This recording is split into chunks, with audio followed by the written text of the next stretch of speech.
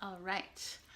Today I'm going to talk about how you can use an adverb clause to show contrast, and also how an adverb clause can help transform your writing from two simple sentences to one complex sentence, and to express your ideas in an even better and clearer way. So let's look at these two separate sentences. Let's read them. She had never taken a computer class. Sentence 1. Sentence 2.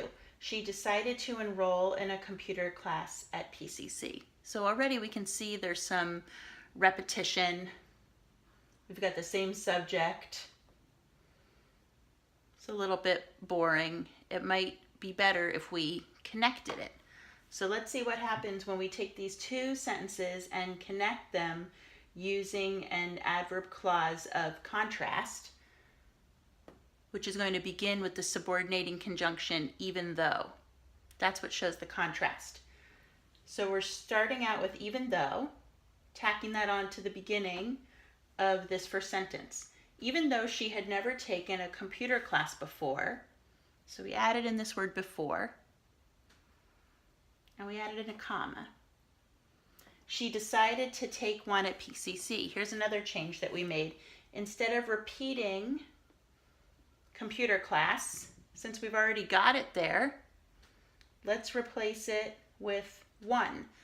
And we understand that the one is referring back to the computer class that was already mentioned.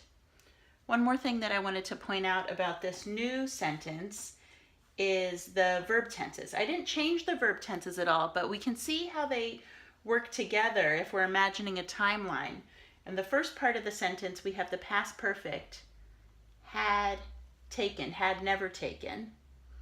And we have the simple past in the second part of the sentence, the independent clause. This part we call the dependent clause.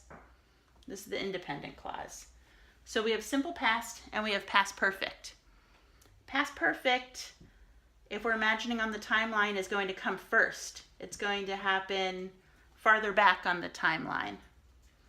So she had never taken a computer class, and then simple past, she decided, she made the decision, even though, contrast. So let's just talk a little bit about contrast.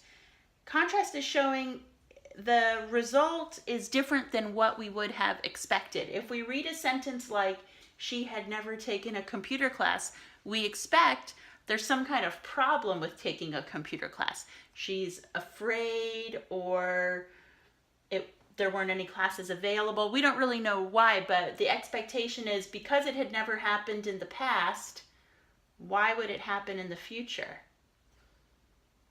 So we're seeing something different. We're seeing the opposite result or the opposite outcome than we would expect, which is why a subordinating conjunction like even though is really great here, really captures the meaning that we're going for, showing that kind of surprise, that unexpected result. Even though she'd never taken a computer class before, she decided to take one at PCC. Yay, good for her. She's doing something new that she hadn't done before. So we get a whole lot more from this complex sentence than from these two separate sentences. I wanted to talk a little bit about the punctuation of why we added in this comma here. Before we had two separate sentences that ended with periods.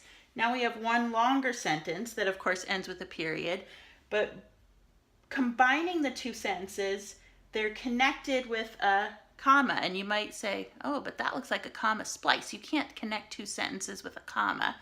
In this case, it's okay, because even though she had never taken a computer class before is not a complete sentence. It's a dependent clause because it begins with this even though. It can't stand alone. So in this case, a comma is correct for connecting it. This part, even though, depends on the second part of the sentence. She decided to take one at PCC.